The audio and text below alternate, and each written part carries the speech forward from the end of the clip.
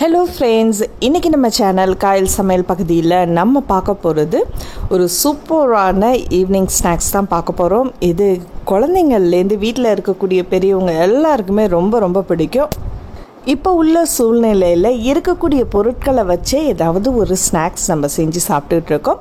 So இன்றைக்கும் நம்ம அந்த மாதிரி ஒரு சூப்பரான ஸ்நாக்ஸ் தான் பார்க்க போகிறோம். அதாவது உருளைக்கிழங்கை வச்சு நம்ம ஒரு ஈவினிங் ஸ்நாக்ஸ் பண்ணுறோம்.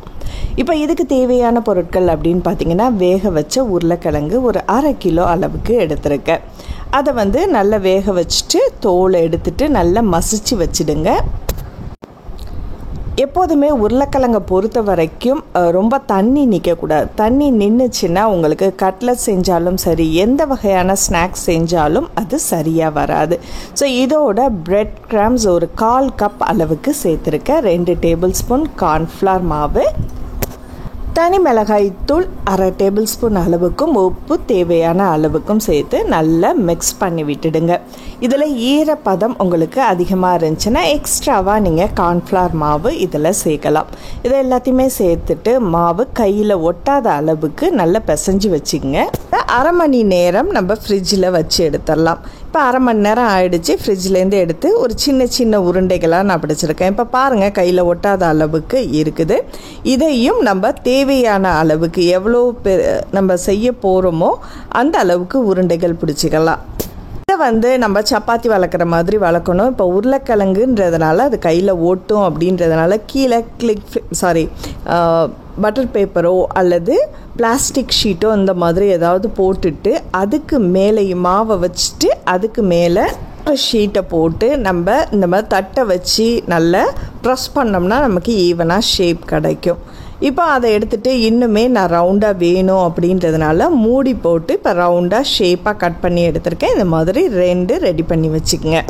இந்த மாவோட அளவு எப்படி இருக்கணும் அப்படின்னு பார்த்தீங்கன்னா, கொஞ்சம் லைட்டாக தான், மீடியம் சைஸாக தான் இருக்கணும். நம்ம சப்பாத்திக்கு எப்படி மாவு வளர்க்குறோமோ அந்த மாதிரி தேய்க்கிற மாதிரி தேய்ச்சி எடுத்து வச்சுங்க.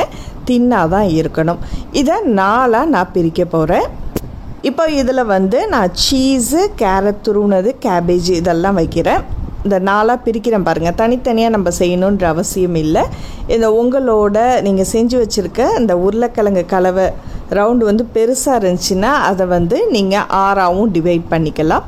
இப்போ இதை நான் 4ஆக டிவைட் பண்ணியிருக்கேன். ஃபஸ்ட்டு துருவின சீஸு, அதுக்கு மேலே துருவின கேரட், கொஞ்சம் கேபேஜ் வச்சுருக்கேன். இது இல்லை அப்படின்னா நீங்கள் உங்கள் வீட்டில் இருக்கக்கூடிய இன்றைக்கி மத்தியானம் செஞ்ச காய்கறிகள் மிச்சம் இருக்கா, இதுக்குள்ளே முட்டை, பாயில் பண்ண முட்டை ஒன்று வச்சு கூட நம்ம செய்யலாம். இல்லை உங்கள் விருப்பப்பட்ட ஸ்டஃபிங் தான், இது தான் வைக்கணுன்ற அவசியம் இல்லை. இப்போ ரெடி பண்ணி வச்சுருக்கிற இன்னொரு உருளைக்கிழங்கு கலவையை அதை மேலே வச்சு அப்படியே மூடிடுங்க. ஓரத்தை ஃபுல்லாக சீல் பண்ணிவிடுங்க. இப்போ நம்ம ஸ்டஃபிங் வச்ச இடம் மட்டும் கொஞ்சம் அப்படி மேடாக தெரியும். அந்த இடத்த மட்டும் கொஞ்சம் விட்டுட்டு ஓரத்தை மட்டும் அந்த 4ஆக கட் பண்ணி எடுத்துடுங்க. இப்போ உங்களுக்கு பார்த்தாலே புரியும் உங்களுக்கு எப்படி நான் கட் பண்ணியிருக்கேன் அப்படின்றது. ஸோ இந்த இடத்துல நீங்கள் சீல் பண்ணிக்கணும், பிரிஞ்சு வராத அளவுக்கு. உங்களுக்கு டிசைன் விருப்பப்பட்டதை போட்டுக்கலாம். இப்போ நமக்கு சமோசா மாதிரி ரெடி ஆகிடுச்சு.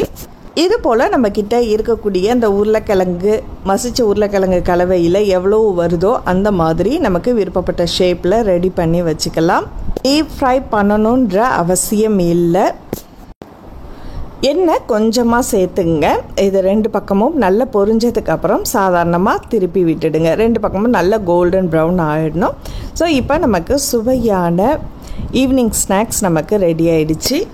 ஆனால் ஈவினிங் ஸ்நாக்ஸ் கிட்ஸ்க்கு ரொம்ப ரொம்ப பிடிக்கும். கட்டாயமாக உங்கள் வீட்லேயும் நீங்களும் ட்ரை பண்ணி பாருங்கள். இது கூட மயோனீஸ் அல்லது சாஸ் வச்சு சாப்பிட்றதுக்கு ரொம்ப சூப்பராக இருக்கும். இந்த ஈவினிங் டைமில் உங்கள் வீட்டில் நீங்களும் ட்ரை பண்ணி பாருங்கள். இந்த வீடியோ உங்களுக்கு பிடிச்சிருந்துச்சுன்னா மறக்காமல் லைக் பண்ணிவிட்டு கீழே இருக்கிற ஷேர் பட்டனையும் ப்ரெஸ் பண்ணி உங்கள் நண்பர்களுக்கும் ஷேர் பண்ணுங்கள். அடுத்த ஒரு இன்ட்ரெஸ்டிங்கான வீடியோவில் சந்திப்போம். நன்றி.